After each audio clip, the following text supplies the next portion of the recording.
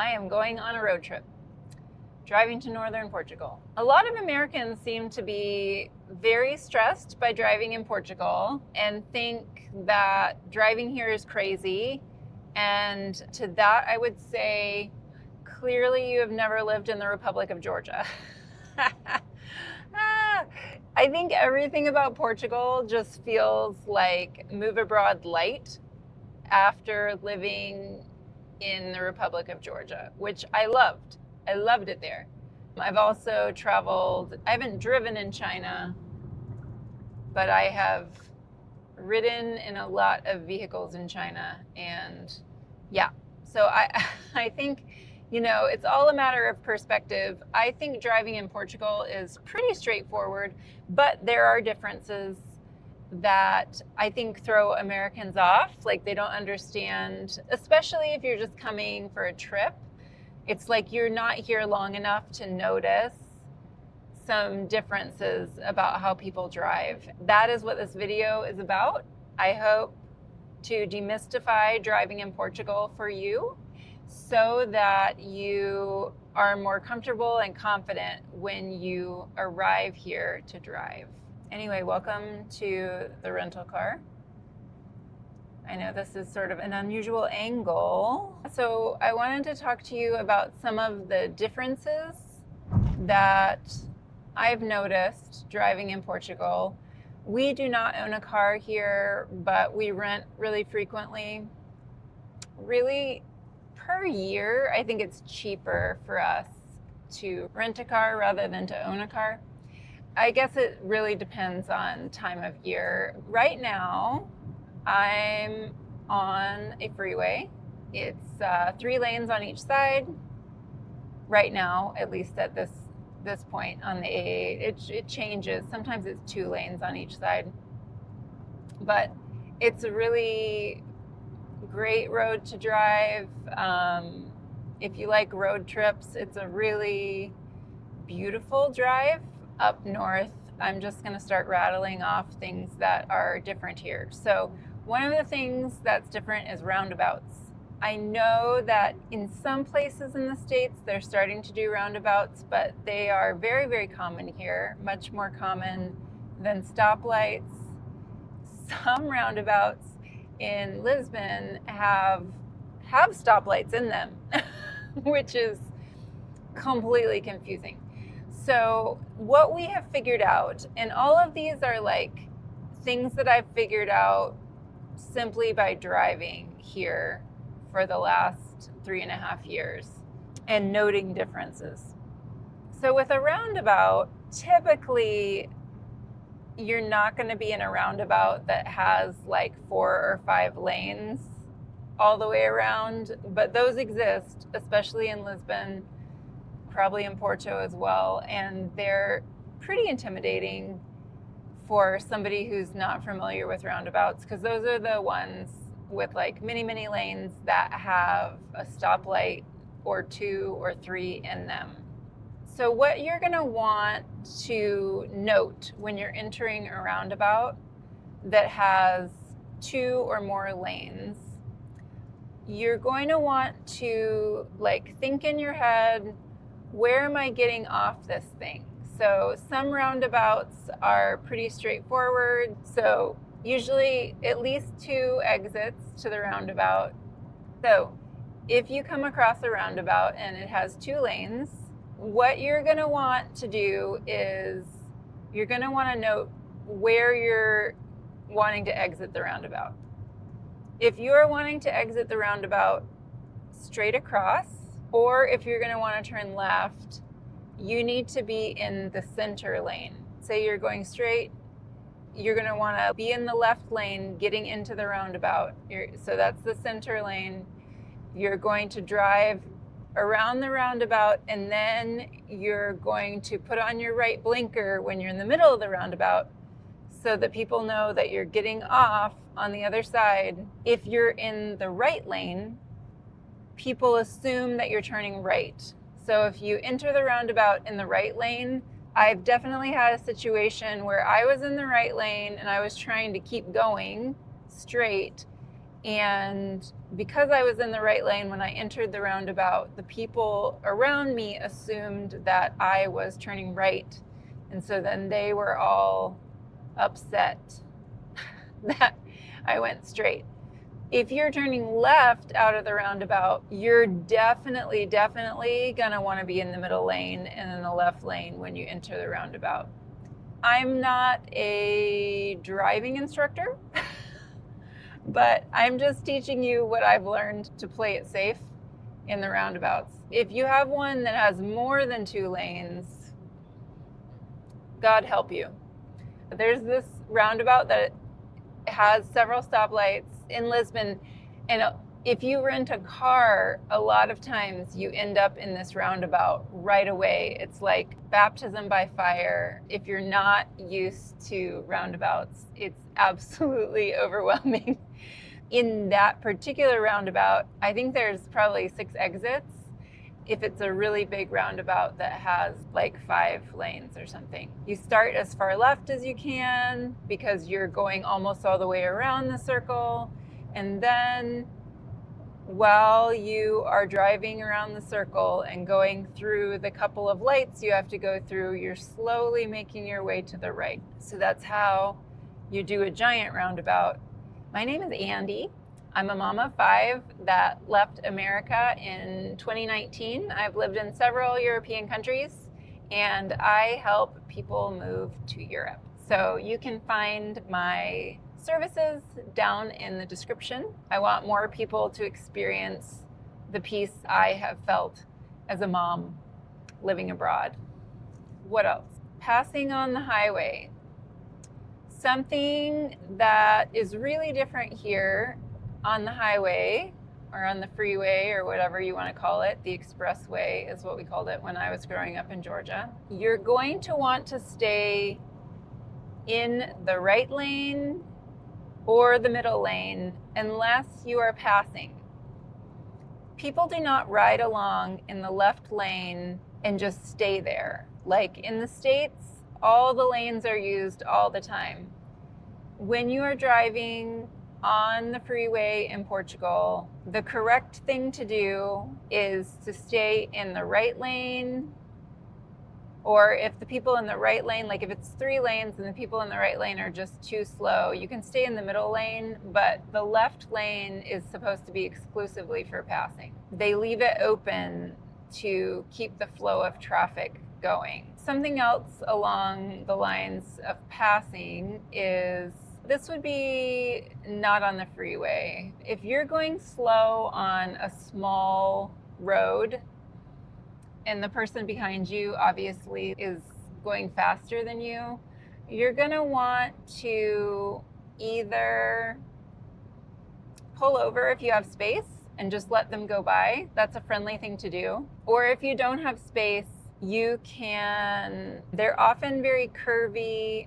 I don't know where I am necessarily. I'm trying to follow instructions. I'm trying to follow my map. And so I am often driving more slowly than I would normally be driving, and I'm certainly driving more slowly than the locals. So just one way that you can manage that is just be chill and willing to pull off the road. Back to the freeway, maybe you're trying to pass in the left lane. Put on your right blinker to sort of indicate, like, here, I'm slowing down so that the person can go around you. The roads are pretty narrow when you're not on the freeway. When I'm driving on those roads and it's just taking a while, like you need to get by several cars or whatever, sometimes somebody will like zoom up behind you and they will have their left blinker on right behind you. That just means like, let me pass.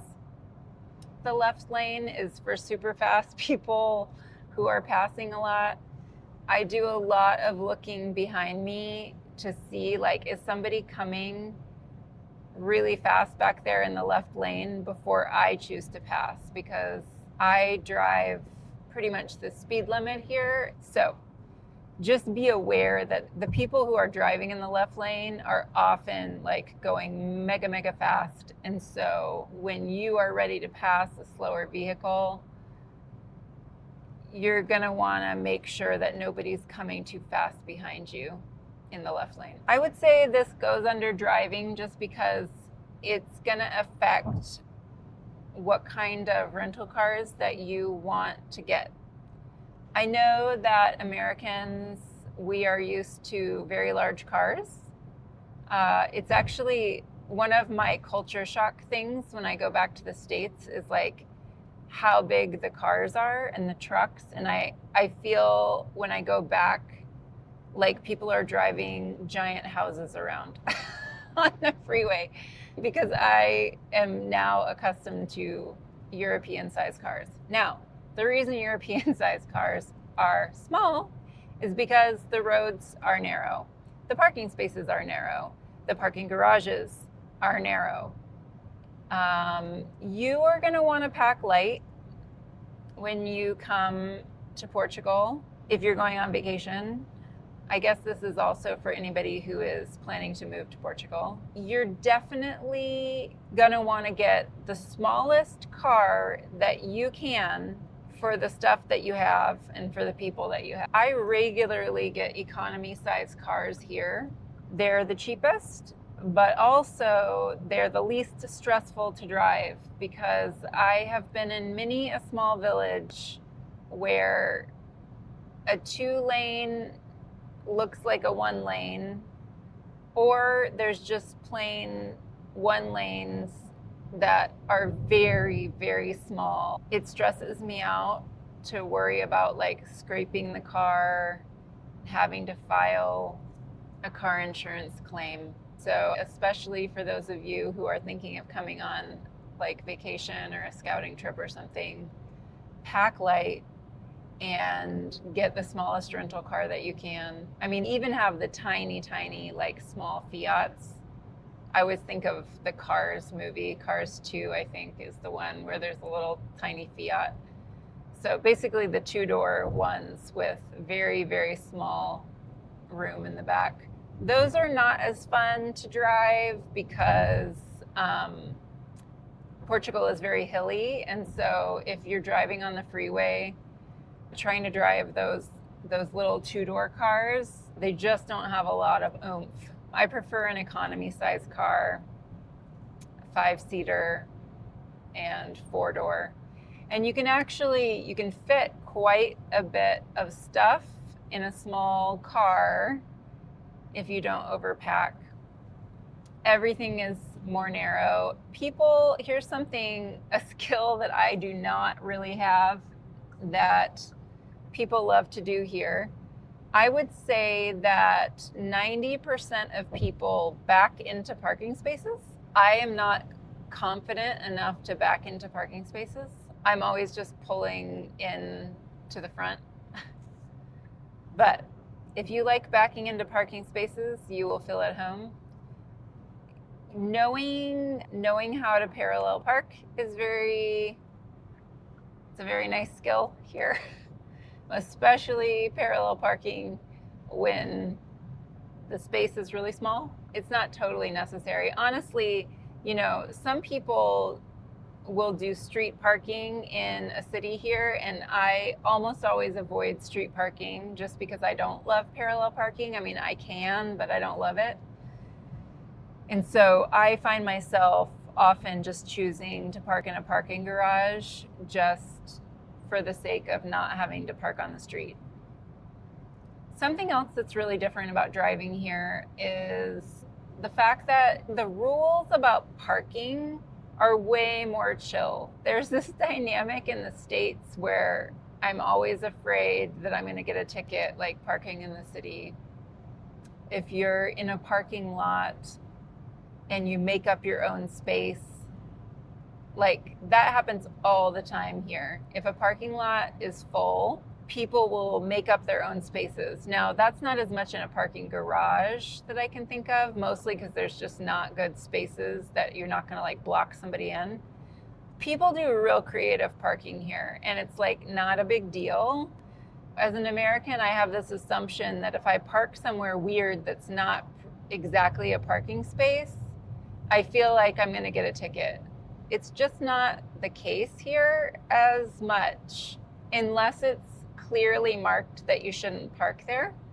Sometimes that happens in the city, like is a drop-off zone, or some places that look like they're a parking space, actually there's a garage where somebody needs to be able to pull out, and so that's why you shouldn't park there. People just park wherever their car fits. People park on the sidewalk.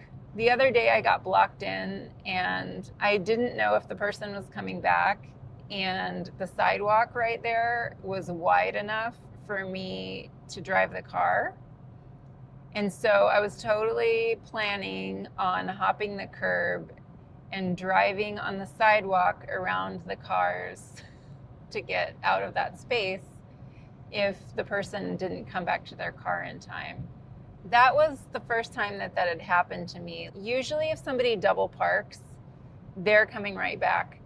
Also, that's another thing that I feel like I don't feel comfortable doing in America. Sitting in a lane behind somebody who's parked, I feel like wrong for sitting there double parking, even if I'm in the car. Like, I just feel like I'm going to get in trouble. And I don't know, maybe that's just me. But here it happens a lot where a delivery person will just like double park and take up a lane. And then they run in and do their stuff and they come back. So it's pretty normal to stop in the middle of the road, to put on your blinker so you're showing like I'm stopped, or to put on your hazards. People use their hazards a lot more here to be like, hey, don't run into me. That happens a lot here where people will block a lane and people just don't get all in a tizzy about it like they do in America. This is more in small towns. This wouldn't be like on the freeway, but for somebody to just stop their car in a lane and then you have to figure it out. You have to go around them or whatever. They've put their hazards on or they've put their right blinker on and they're just sitting there. So I've gotten a lot more comfortable just doing what I need to with the car. And I think that the reason that happens here is because the streets are small. There's not often a lot of parking in some of the smaller cities. And so people just figure it out. It's really common to like halfway pull your car like on the cobblestone sidewalk. So half of it's on the pavement and half of it's on the sidewalk, just because the streets are so narrow that if you're going to park there, you can, but people need to be able to get past you. And so a lot of people like just park halfway on the curb. Those are things that I've had to adjust to. They don't really bother me. It's just a different expectation. Another one that I thought of is gas stations. At a gas station, many gas stations are not the kind where you can use your credit card at the pump. Almost always, even when I'm driving on the highway, I am pumping my gas and then I'm going in and paying. Something about pumping your gas here is all of the pumps will have both diesel and petrol, gasoline. And so you're really going to want to pay attention to what your car says. Usually rental cars have a sticker that'll say which kind of gas it is, or which kind of fuel it is, I guess is the correct way to say that. Some of them will say diesel. Like there's these different categorizations, like E5, E10, those are gasoline, but then there's different letters and numbers for diesel, if I remember correctly. The cars are usually really clearly labeled, so you just have to pay attention to that. When you go to a gas station, you only go one direction through the gas station. I made the mistake of doing what we would do in America, which would be if I needed the pump on the left side, but so did everybody else who was in line, but then there was, a right side pump, we would just pull in the other direction, right? That's what you would do in America. I definitely got in trouble for doing that in Portugal. So you always, always, always point only the direction forward that you've pulled into the gas station. So don't get yourself in trouble like I did that one time.